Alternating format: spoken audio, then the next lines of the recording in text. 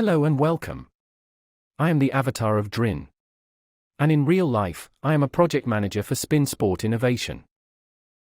Today, I invite you to join our Move the Mind live event to launch the final version of our Move the Mind learning platform. In the following, you will be able to listen to 3 experts from Spain, Hungary, and the Netherlands. They will share with us through live interviews their views and experiences about how to empower mental well-being through sport. Our first guest is Dr. Sergio Laraberciel from Spain. He is professor for sport coaching at the Leeds Beckett University in Great Britain, and has been a basketball coach from participation to elite levels. Then, Gergely Kiss, who is a 3-time Olympic champion in water polo for Hungary, will share his view on the importance of mental well-being in sport from an elite athlete's perspective. In our third interview, you will listen to Marihi Molenhouse from the Netherlands, who works as a movement coach and running therapist. The interviews are realized by my colleague Matthias, who works as managing partner of Spin Sport Innovation. He has been one of the co-creators of our 2 Move the Mind empowerment courses. After the interviews, I provide you with a short introduction about both our Move the Mind continuous professional development course for sport coaches, and our Move the Mind self-learning course for all. For now, please enjoy our 3 video interviews.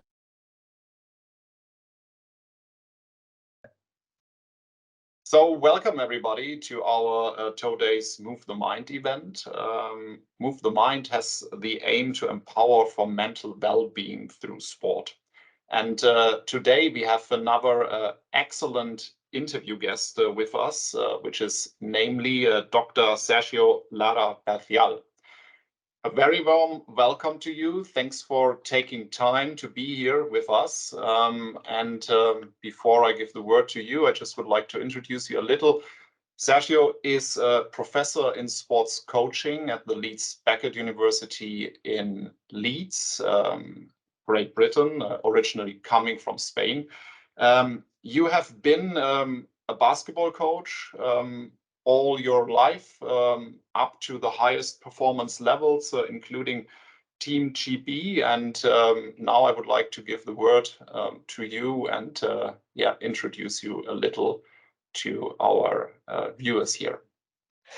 Thank you, Matthias, and thank you so much for the invitation to spend some time with you today as part of this really important project, because mental health and mental well-being is, as we will discuss today, it is very important in sport. I coach for nearly 30 years now, always in basketball. That's the sport that I also played at a professional level, and really. I've been very fortunate because I've coached anything. I started coaching very young children when I was a young coach. I then went all the way up to coaching the national team, and I've always done anything. And I've coached male athletes, female athletes. I'm now currently working with a group of under 18 boys at my club in Manchester, the Manchester Magic. But I'm also supporting the under 13s. I just love the coaching thing, so happy to coach anything, and that's me. Perfect. This is really good for us because today we really would like to dive into the role of a coach when it comes to foster or empower well-being through sport. Sergio, you've been going all the range of coaching, you have already told us here. So when you look at your daily work as a coach, what role does mental well-being of your athletes play in their overall athletic performance? To me, it's a huge role, really. You could make it very transactional if you were, and just say that a happy athlete is a better athlete. Okay, they're going to be able to practice more. They're going to be able to practice better. They're going to be able to cope with the challenges of performance sport better, because as you all know, performance sport is a complex, difficult, and dynamic thing, really. It's constantly throwing things at you every day. And because of that, it can compromise your mental well-being. But also, if we get it right, it can empower your mental well-being. It's a very delicate balance between that. So overall, a happy athlete is going to be a better athlete. But also, we have that responsibility to really look after them. This is not about just creating that transaction where we say, if they are better or feel better, they're going to play better. That's just one half of the equation. For me, it's important that we want to make sure that they're better, because that's part of the role of the coach. It's part of our job. A happy athlete is a better athlete. I really like this statement.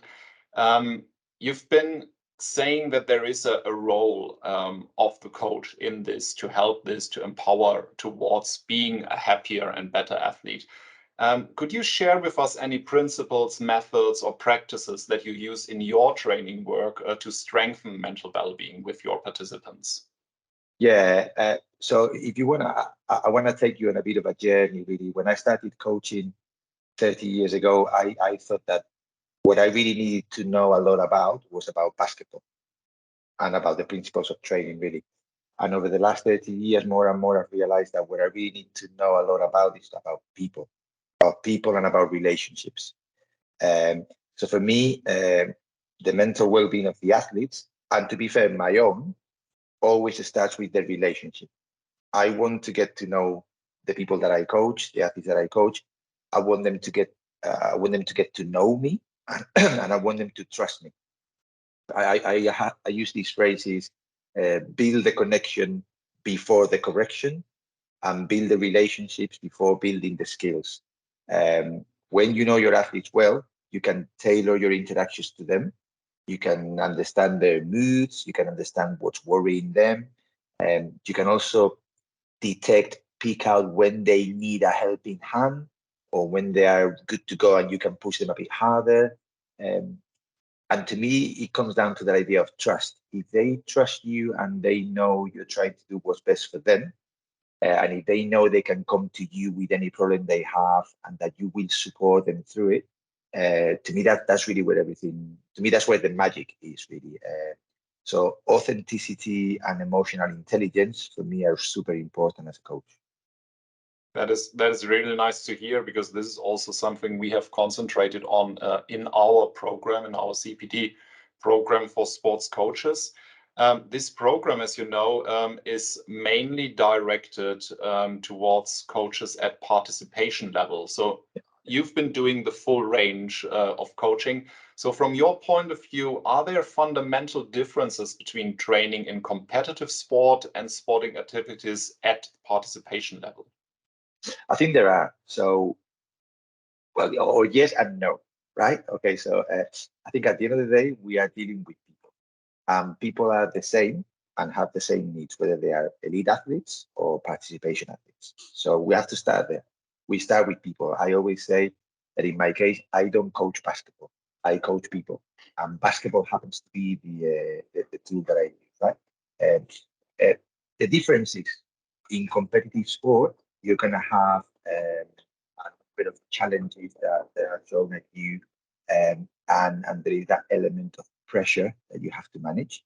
But at the end of the day, it's just people. So if we go back to what I was saying before, building the relationship is central at any level. And because I coach participation sometimes as well, you know, at my club, we have if you want, a performance program, but we also have a community program. And when I'm coaching in the community program, I don't really change much as a coach. I just focus on people, and it's just the understanding that they have the participation players have different goals for their interaction. But in the end, just to me, it's about people. Of course, in performance sport, there is more pressure, and we need to prepare for that. But sometimes there is pressure in participation because some children don't feel confident, or some adults don't feel confident, and that puts pressure on them. So that's really something that we have to be mindful of. That it's always I just always start with people. For me, everything starts and finishes with people. The technical bits in between are important, but if we don't get the personal elements right, you could be the best technical or tactical coach in the world, and it's not going to work. But it's not going to work sustainably. And to me, that's a key thing. Part of mental well-being is sustainability. Okay. Any coach could push an athlete really hard for 3 months and get a result, but can you do that for 10 years? And to me, the idea of sustainability is super important. Thank you for sharing this this kind of person-centered approach you've been mentioning. You've been also mentioning that it is very important that kind of positive communication and really adapting towards it. You've been also saying that yeah, you also do this for yourself as a coach. Now you've been mentioning some of these, but to ask this again specifically, so what attitudes, skills, knowledge are required from a sport coach to implement a successful training that also empowers mental well-being for your participants? That's a great question, and it made me think a great deal, really, when I was preparing for the interview. I think the first thing, really, is a real disposition that you want your athletes to do well and to be well. Okay. Again, if I take you back to when I started coaching 30 years ago, I think I think most of coaches start at the other end, where you want to do well for yourself as a coach, right? Because when you're a young coach and you have aspirations to be at a higher level, you just want to win and do well so you can keep progressing to the next level, right? And I think at some point I realized, and I think it happens to a lot of coaches, that what's really important is what do you care about? What are you about?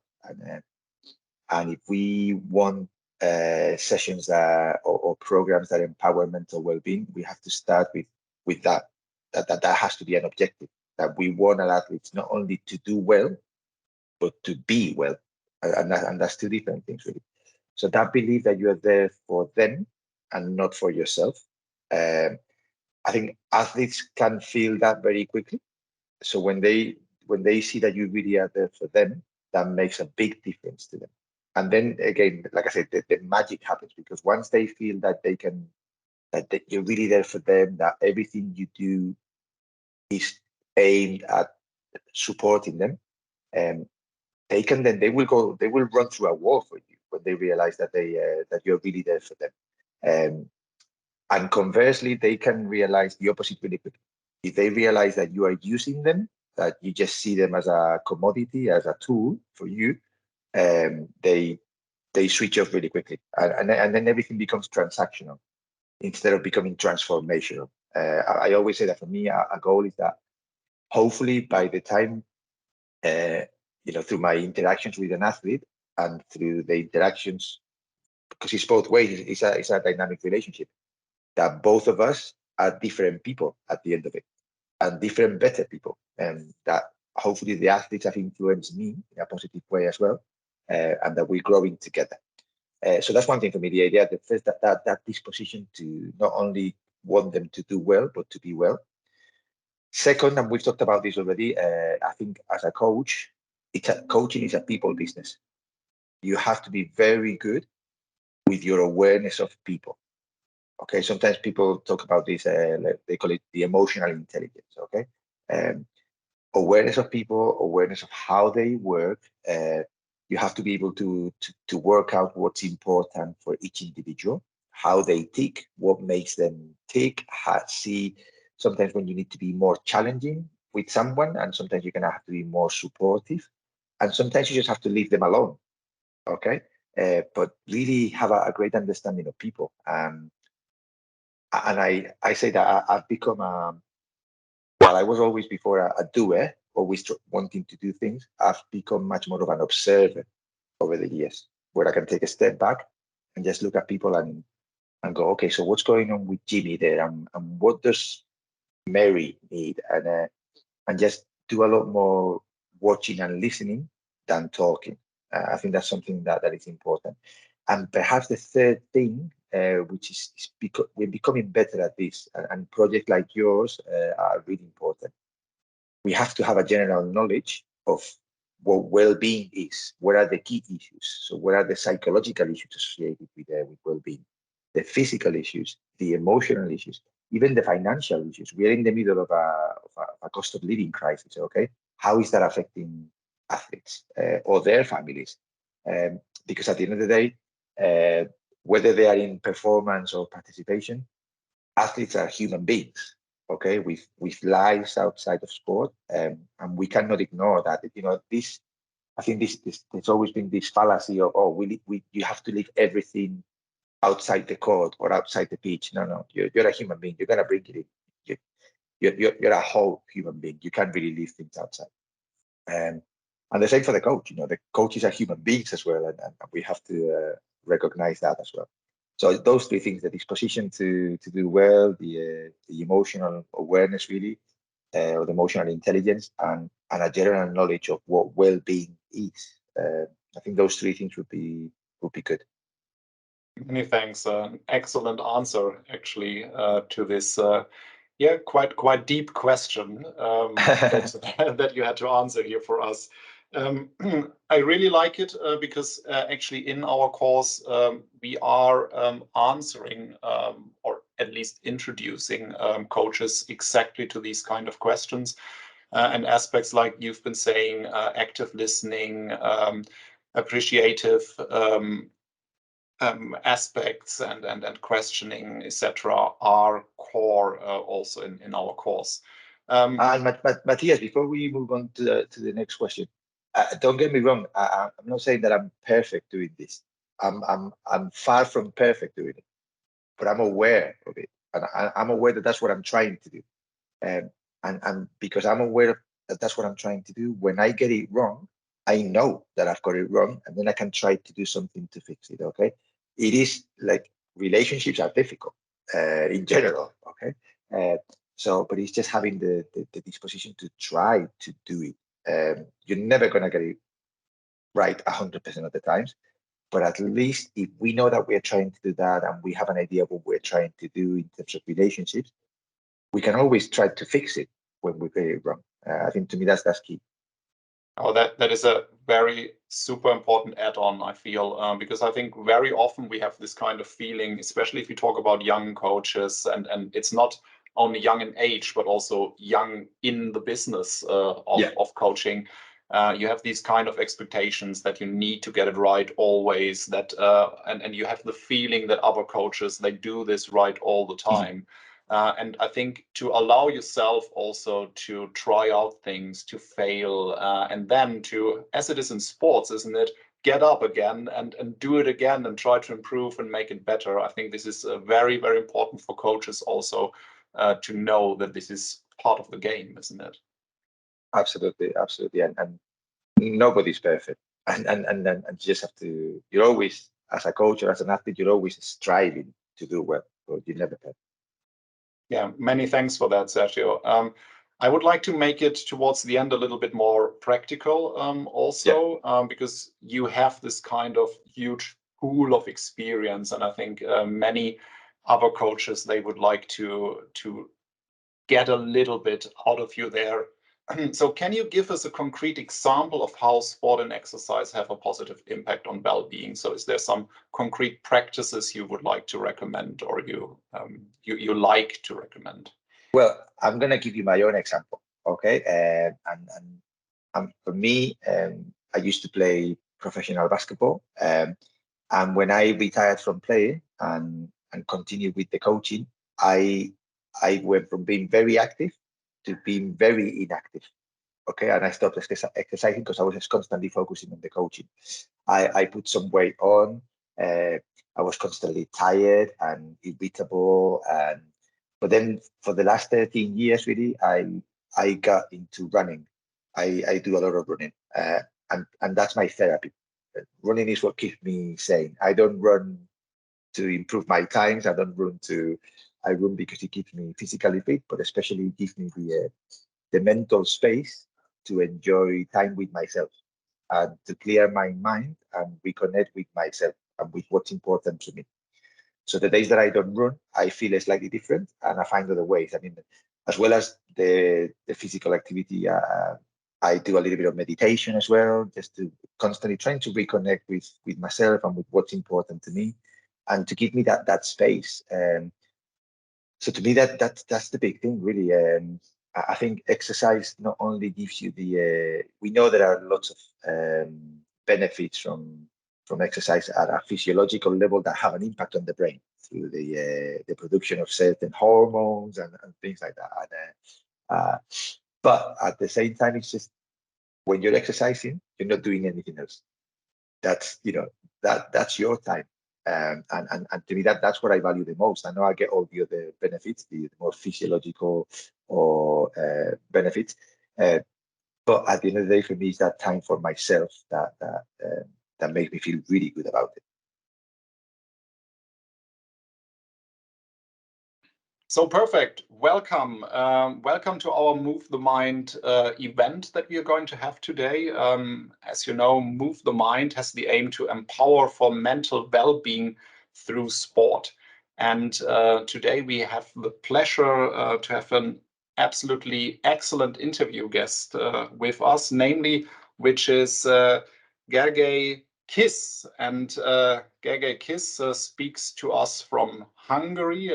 He is or has been at least a top athlete in water polo. I've just mentioned 3 times Olympic champion, which only very few people have reached something like this. So welcome, Gergely. Maybe you can introduce yourself briefly to our audience. Hello, everyone. Thank you for the invitation and the possibility. Yes, I am from Hungary, from Budapest, and water polo is my sport. This is the oldest team sport in the history of the Olympic Games. It was earlier on the program than soccer and basketball. So it has 120 years of history in the Olympic Games, water polo. And from the 20s, Hungary became a traditional country of being a successful country in this sport. And I am from the center of Budapest. I grew up there. And in my neighborhood, there were 2 Olympic champions of water polo. So as I was a tall guy, I was a left-handed boy. I loved the water, and I became a water polo player very easily, and I fell in love in this sport quickly. And from the age of 14, my career was going up in a very incredible way. I played always with bigger guys, with older teams, and at the age of 15, I could play in the first professional league. It's like the Premier League of English soccer, or Bundesliga of German. And age of 15, I just played with the best players in Hungary and in the world. And from the age of 16, I could participate to the Olympic team trainings every summer, where I improved a lot. So my career was very quickly going forward. And at the age of 23 in Sydney, we won the first Olympics. And of the 21st century, we won the first 3 Olympic Games with my super extra talented generation. 6 of us won 3 gold medals, and other players 2 or 1. And I am one of these Hall of Fame players in the international swimming sport from Hungary. And after my career, I was building up another career, like being a spokesman of a sports organization, being a sports manager of a water polo club, and doing motivational speeches to companies, to schools, non-profit schools and business companies. So I'm quite busy, but I'm super happy to promote sport and to promote a healthy way of thinking for the people, especially in Hungary, where we have very bad percentage of active Hungarians. I think like 60% of the Hungarians, they don't do sport, only 40. And I am one of the guys who want to change this way of thinking in Hungary. A man of sports, truly a man of sports, I would say, very successful. Gergely, you've been known as having also not a lot, having a lot of talent, but not only having a lot of talent, but also a very strong will. So in some of the finals, you've been actually the one who has also brought in your mental power and ability in this. So this is a little bit where my first question is going to relate to. Because Gergi, for you as a top-level athlete, does your mental well-being have an impact on your performance, or did it have an impact on your performance? I am the player. I'm the athlete of performance. I was always looking for the very hard situations.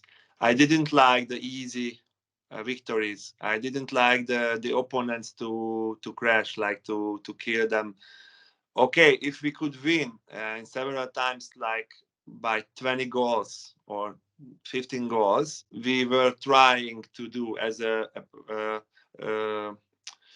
a correct athlete has to do always the best. If I can win against you by 10 goals, I have to show my abilities. That's one meaning of my respect. I show respect to you, that I am not playing with you like a cat with a mouse, but I do my best. If it means that I'm crushing you and I'm winning by a lot of goals, then I have to do that. That is my respect to you, because I take you seriously. If the level, the difference of our abilities are big, the level difference is big, then I will win. And if you are better, then you will win by maybe by 10 goals. And I didn't like those moments when I saw the weaker team to suffer under my better team's power. I liked the tight games when I had to decide the game. I was that guy. I really appreciated to give an assist in the last seconds, and my teammate scores a winning goal and we are happy together. That was my power, let's say. So I was always looking for these very difficult moments in trainings from Monday to Friday to be able to do my best on Saturdays, on the league games, or during a competition where sometimes we had 8 days, 8 games. It's not like soccer where you have every third or fourth day a game in the World Cup. When let's say the older times when I was young, we had 8 days, 8 games. Every day you went after game for dinner, and then the next morning you were preparing just the next game the next afternoon. So it was very difficult physically and mentally also. But I loved those weeks to be prepared, to concentrate, to work hard. So I think your mental power was quite strong. However, we also know that you've been talking about this rhythm, like 8 days, 8 8 competition or 8 games in a row, and these tight situations, they can also be kind of exhausting also for you mentally. Are or have training and competition been there more a resource or more a burden for your mental well-being? So did you gain something out of it, or was it more taking something from you?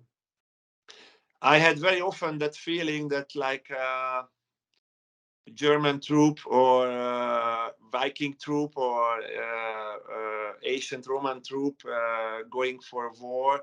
After every battle, I became stronger and more experienced, and I was learning from my faults and my mistakes. And I think it helped me. I think I've stepped out from every competition as a stronger, as a more, as a happier athlete. Like, okay, I was suffering in the training, I was suffering during the game. I had my aims, my goals. Maybe I succeed, maybe I failed. But if I failed, I learned a lot. If I succeed, I learned a lot the same. And the next day I want to be better, and that was my way to improve my abilities, my mental strengths also. So more the empowerment part. Yes. Talking about this empowerment, I know that you've been greatly influenced by probably not only one, but by more of your coaches. I've been reading that Dennis Kemeny, that he was quite an inspiration for you. So what do you think can a sports coach do to help you maintain your mental well-being despite the pressure of the competitive sports? I think if we are talking about quality athletes, individual sports or team sports, if you think that your athletes are high quality athletes, they know their task, they know their technical components of their way of playing, way of competing. And in the national team for the Olympic Games, of course, your national team in high level like Italy, Serbia, Croatia, Spain, Greece, Hungary, you think that you have high quality players. And the coach, I think it's a big mistake if the coach wants to teach you the game, the water polo. No, we have to understand the game. We have to know maybe some small pieces of a puzzle a coach can give in this high level. I mean, in the Olympic level. But on the other hand, the coach has to be able to maintain a good mental well-being, of course, and the team, individual players like me as a right-wing player, I have to feel myself comfortable, self-confident, willing to win, willing to fight for the teammates, and all the team together in the changing room, on the bus, on the plane, during the training. We have to be as a family, as a friends, group of friends who are going for a beer fest together. We have to behave like that. If it's coming from inside, it's good for the coach because he has to add only a small part. If it's not coming from the heart of the players, of the athletes, then the coach has to give more and find a way not to be so soft, not to be so hard, but try to find a way every day. It's a different day. Maybe my team is now so down, so I have to give them a bit of power, maybe a bit aggressively as a way of coaching. And the other day, I see that they are working very hard, very, very hard. So I'm okay with this. I have to be a bit more soft to give them an extra free time or some jokes. Or so the coach has to find every day the key of the team, the key of the athletes. This is my opinion. I think that is very crucial. In our program, we also we talk a lot about positive coaching approaches, that kind of positivity you've been also mentioning, that kind of empowerment part, next to the part of certainly training physically, training for and towards the game.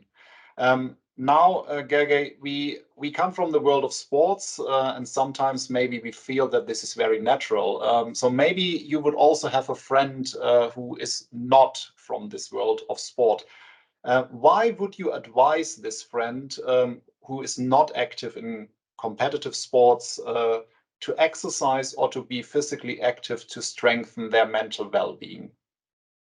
Yeah, I would say to my friend, listen, doing sports weekly as an everyday routine, you became more fit physically. That's how you will have more relationship in your private life also because your outlook is nice. That's just one part, okay? But as a person, as a partner in a work, in a job, you became more effective. You became more as a teammate during your work, your projects. You know how to be precise. And if your boss asks you to do something, you will do that because sports teaches you that 10 kilometers of running is 10 kilometers. It's not 9, not 8. If you have 1 hour training, it won't be 52 minutes. It is 1 hour. If you start the training with your coach at 8 o'clock, it's not 8:10 or 8:11. It's 8 o'clock. And a lot of lot of my friends, they do sports in the morning and they go to work with smile because they just did something great. They just defeat themselves, like they won against themselves by doing 80 kilometers of bicycle or gym or running or swimming.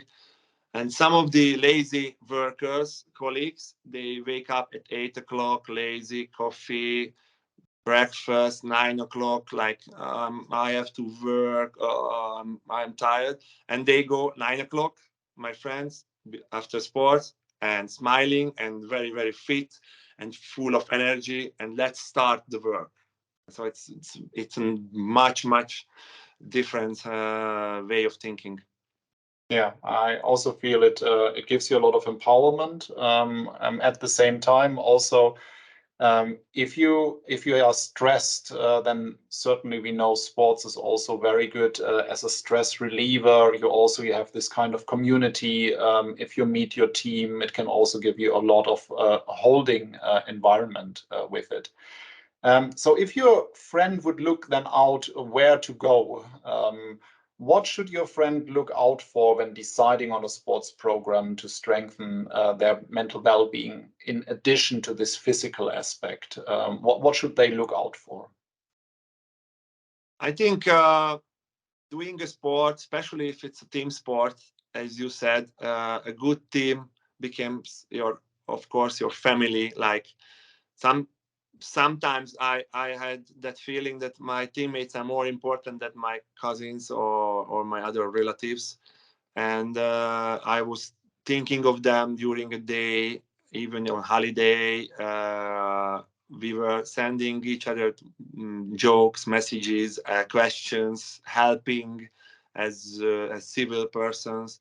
So I think sports give you not only physical or mental advantages and positive energies, but way more.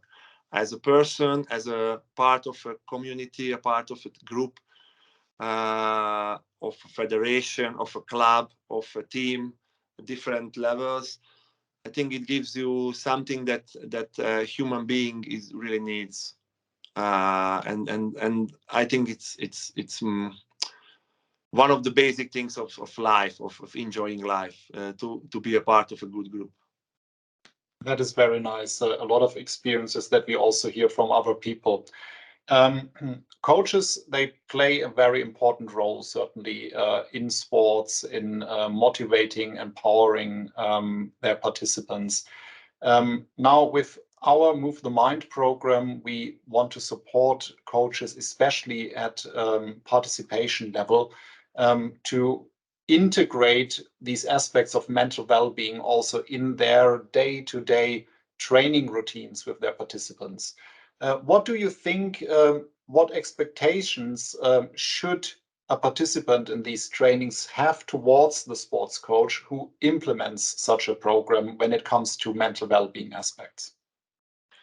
I think that the coach is mistaken if he or she thinks that everyday routine can become a way of coaching. Like every day is a different day. Every day your athlete is feeling differently.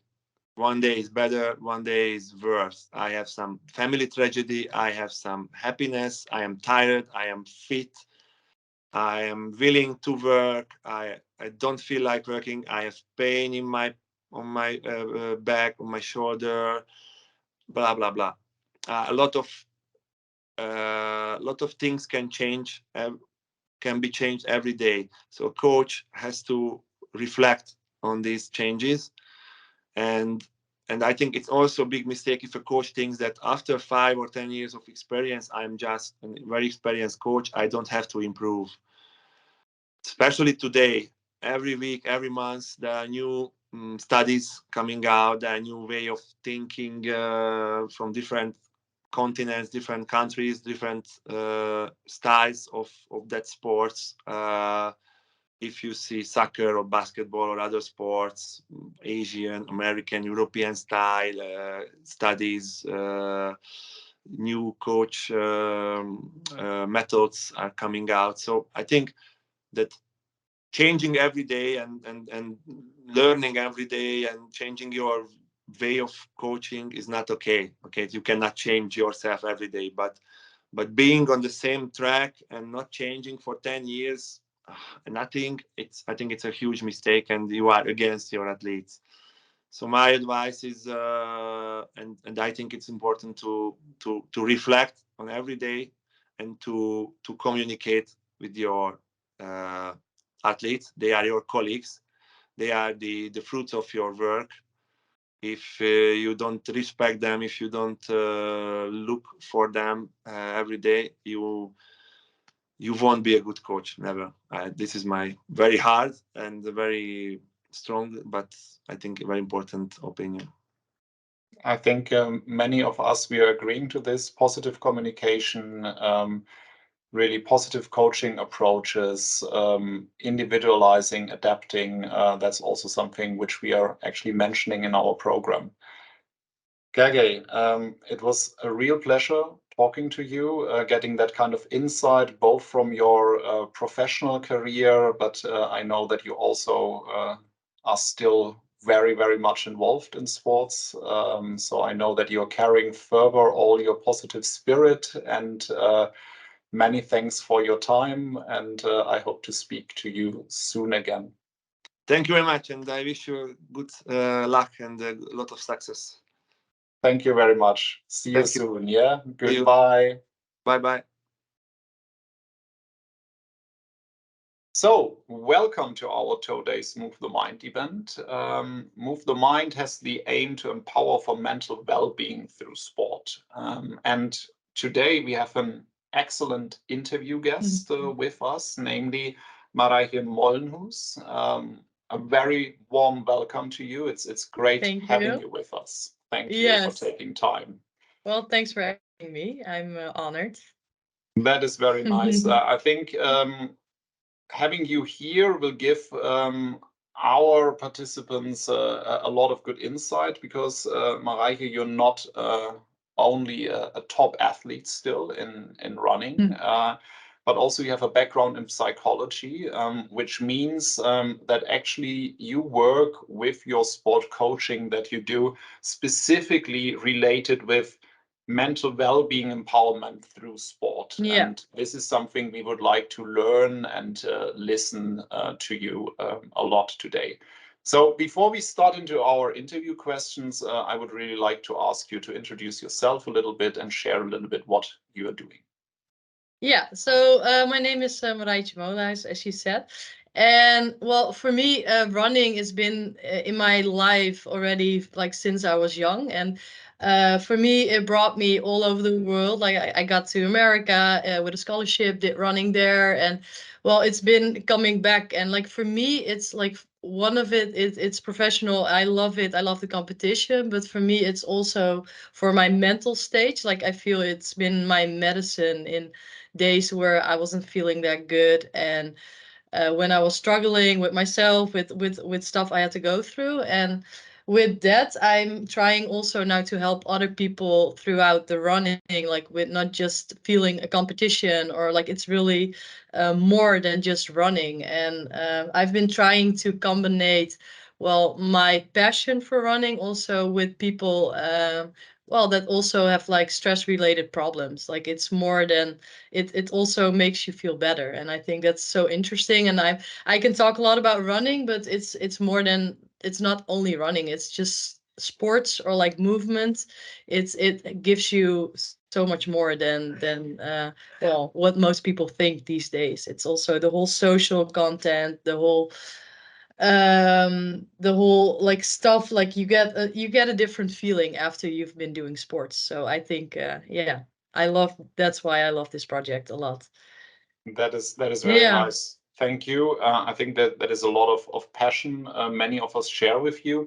You've been mentioning some of the aspects already, but to make it a little bit more specifically, so when you look at your daily work as a sport coach, because you have also these performance aspects, but then what role does mental well-being play when you do your work? Well, when I do my work, so like a little bit, it's I'm a coach, but you can also call it a therapist. So it's a little bit the balance with sports and well-being. And I think sometimes it's we have two islands, like it's well-being and sports. And I feel like with this coaching job, I'm trying to convert the two.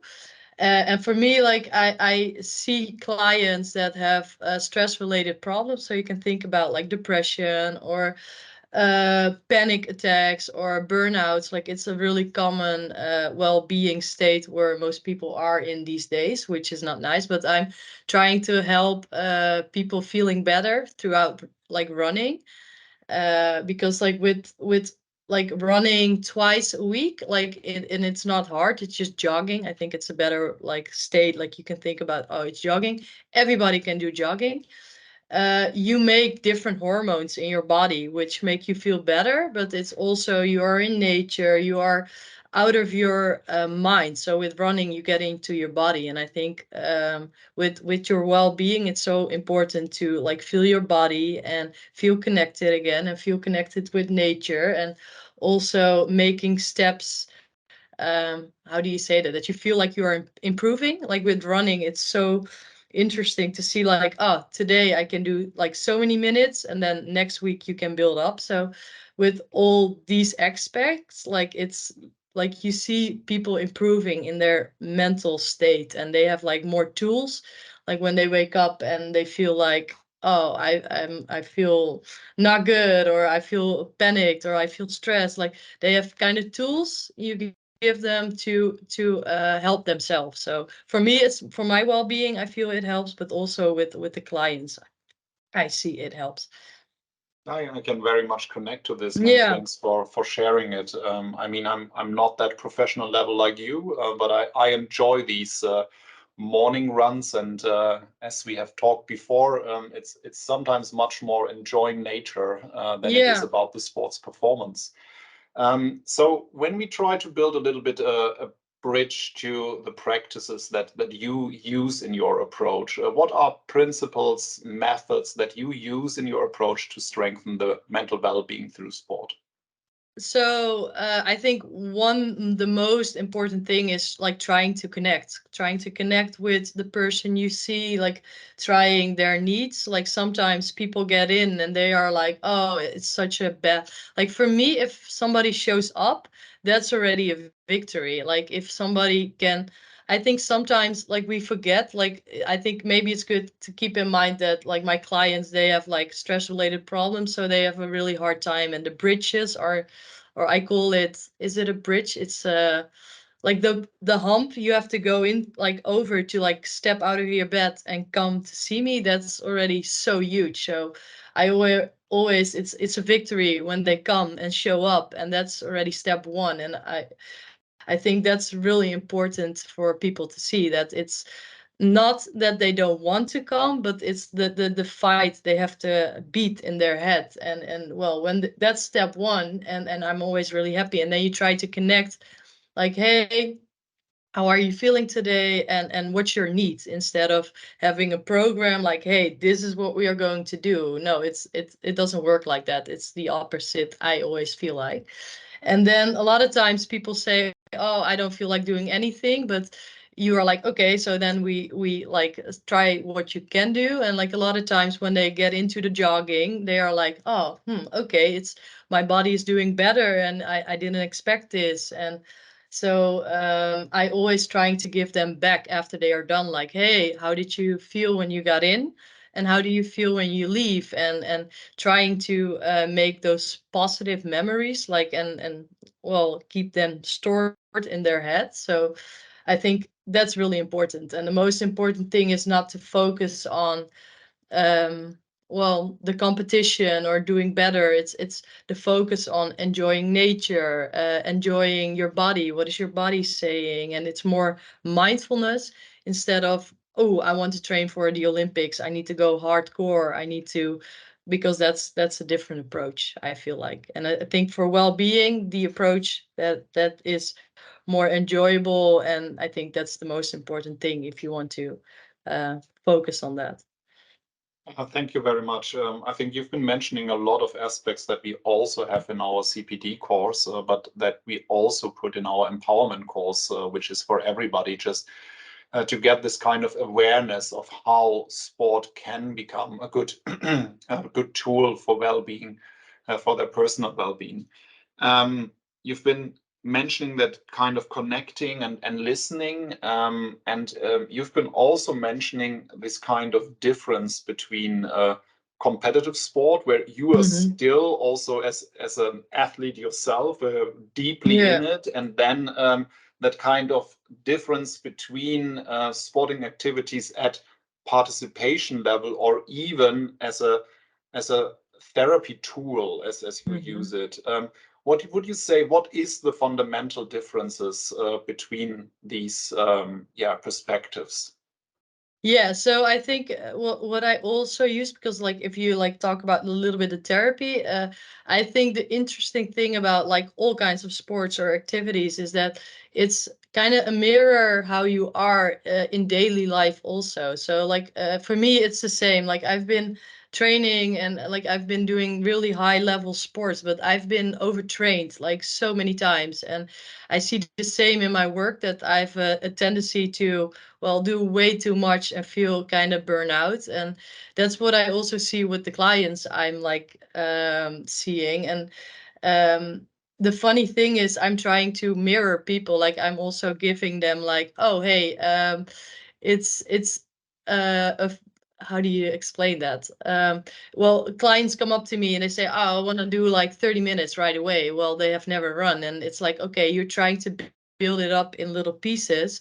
And because what you see, well, when I see people with burnouts, like they do the same on their job. They are like going all out like right away. And you're trying to teach them with running, like, hey, how can we build it up? Like, how can you not being how do you say that, broken right away? Like how is that? But also um try to focus on what your body is telling you. Like if you are like running way too fast, you cannot keep it up like hours. So if you go like do a little bit of step slower, like you feel it in your body because you're like relaxed and you can still talk, and you're trying to teach them like being more connected.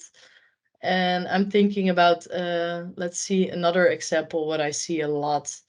Well, I think the most important thing is what they go way too fast, that they are not feeling connected, and they want to run a marathon the day they start running. And I'm really trying to, instead of therapy, like more being mirroring, like, hey, what is possible and how can we reach the goal you want? Yeah. Many thanks for sharing this. You've been now mentioning that relating is quite something that is needed from the coach's side. Yeah. Are there any other attitudes, skills, or knowledge that are required from a sport coach to implement successful training sessions that also empower mental well-being? Is there something that you have in mind there?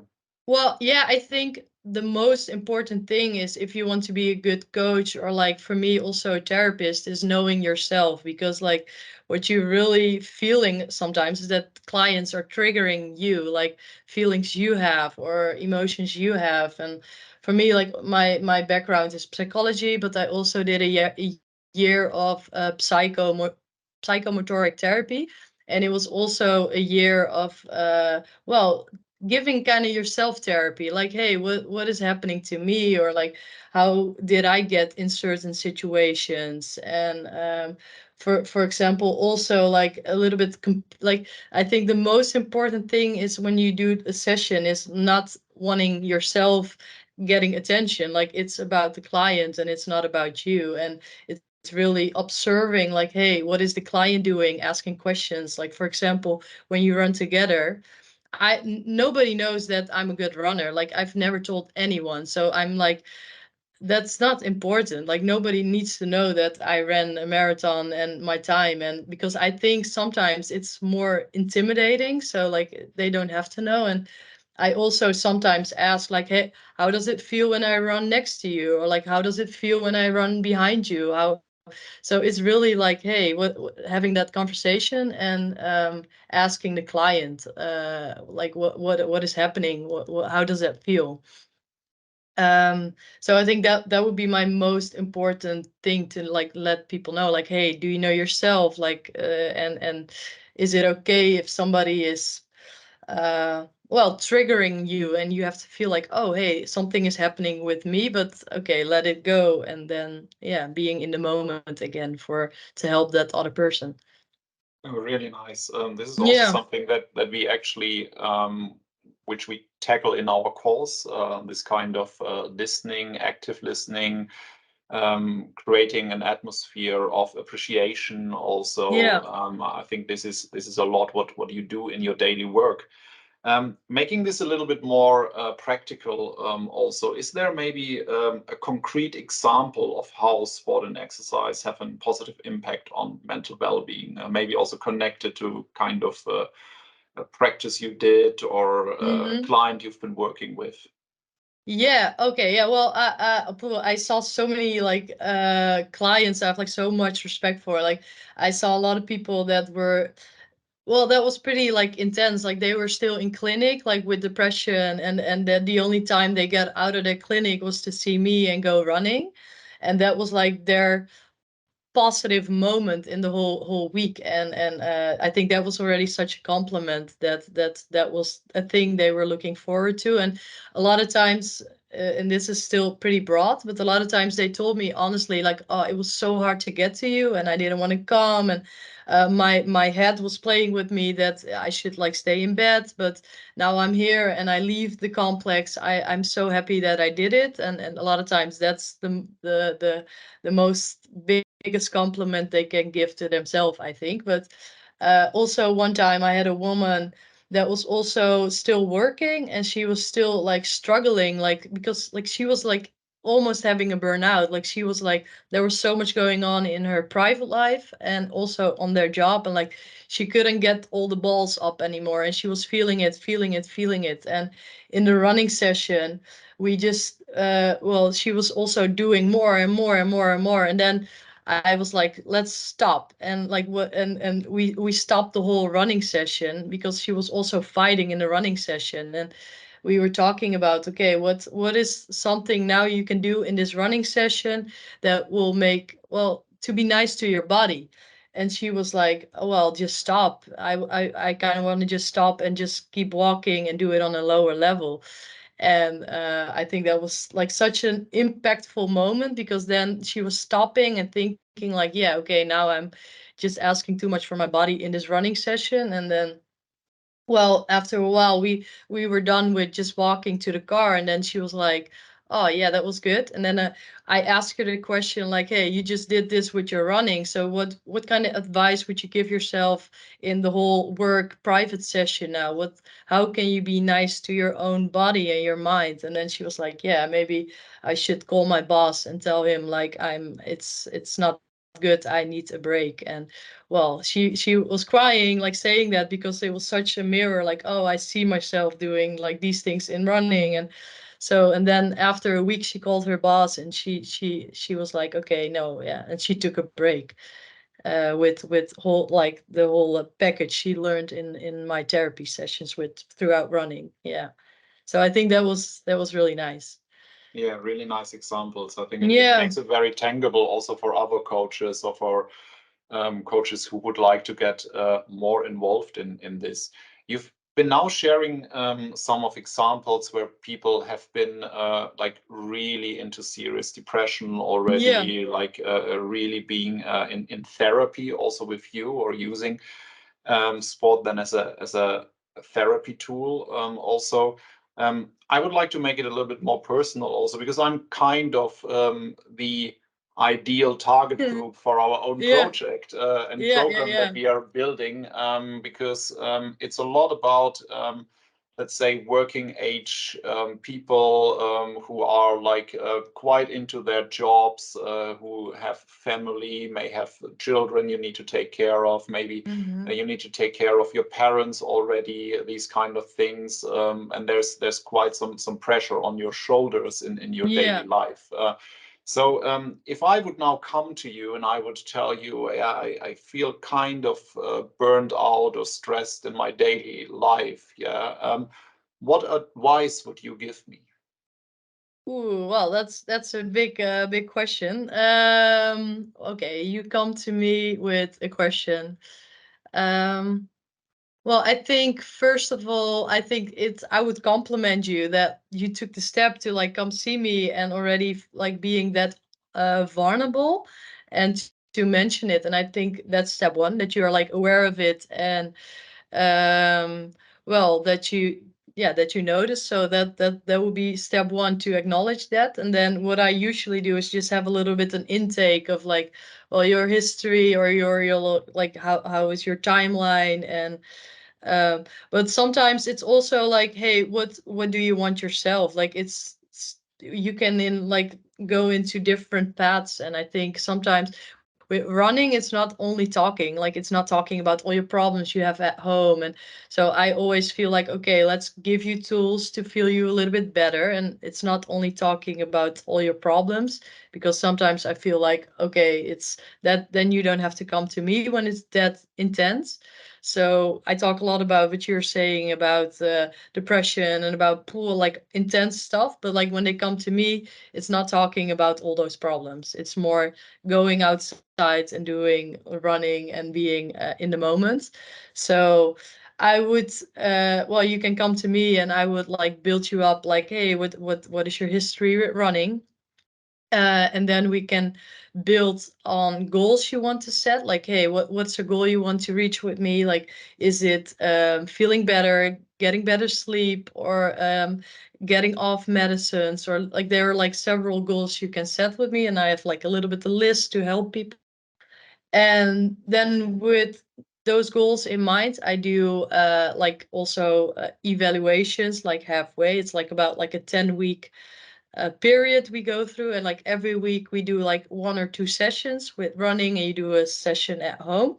So I would see what your goals are, and maybe one of your goals is just feeling more relaxed, I think, with your daily life instead of feeling stressed and burned out. So I would work on you with that throughout the session, and I will just start like jogging and see and observing like, hey, how is your behavior during running? And I can maybe give you some tools that you can also use in your daily life. And it's all only about the connection that we make also with the jogging. And with that information, I can help you further in, I think, also stuff you can bring in your own life. Does that make sense? Oh, I think that makes a lot of sense. Yeah. I Oh, mean, okay. you've been building a lot of bridges. Also, what we are talking about in our empowerment course, also in our Yeah. CPD course, and I think that kind of let's call it client-centeredness that you've Yeah. been just describing, that I feel is very important, and what we also hear from many of our experts who have been involved in building the course and helping us to develop a useful tool. So thank you very much Yeah, for because this. just adding on that, because I Yeah, think that's please. the most important thing. Like you don't, like you can't, like sometimes people come up to me, like you cannot see what somebody is needing. Like it's throughout the process, you're like, hey, okay, I see stuff, and then you have to like add on that. But it's also always mutual consent, instead of, hey, you come in, you have a burnout. Oh, wait, yeah, this is what you have to do, and then you feel better. And it doesn't work like that. And sometimes you feel like, oh, there are like more underlining problems where you, and then sometimes I cannot help people with that. But you can always give some tools, but it's always throughout the process you're like, oh, hey, okay, this is where we can come together. This is where, so yeah, I think that's good summarizing what is most important. Yeah, Yeah. quite it's rather a journey that you can take Yeah. together, isn't it? And I Yeah. think this is very helpful for many people, whether it is the coaches who are accompanying people with that journey. I think it is important to understand it's not this kind of one tool, one instrument, one session that makes the No. change, but it is that constant journey that you go together towards a better well-being than of the client Yeah. and the learning journey. Yeah, and I think the most important thing is like where I focus on also in daily, like what are those like high walls you have to step over every day to get into movement, or like to even go to, like everybody has those high walls in your head. Like I have them, you have them, like we all recognize it. And I think only throughout talking you can, or like talking and feeling and getting in touch with your body, those walls can like go a little bit lower. And yeah, it's for everyone, and only you can, I cannot see it in your head, you cannot see it in my head, what are my high walls. But yeah, I think it's most important to be aware that everyone has those, and that it's okay. And I think being like, that's the thing, the last thing too, like some clients, they I'm also sometimes vulnerable, like I'm like, oh, I feel you, or like I know that situation, or because it's not on like, it's not the only, you're not the only one in the world with those problems. And I think sometimes that's already also nice to know. Yeah. Recognizing this. Yeah. Marijke, I think we could go on for ages Yeah, because true. I think it's a very important, interesting topic. And once again, I would like to thank you for taking some time with us. Yeah. And yeah, keep up your good work with all your clients, and using sport as a good tool Yeah. towards well-being. Thank you very Yeah. much. Well, thank you. Have a good one. See you. Thank you. Bye. Cheers.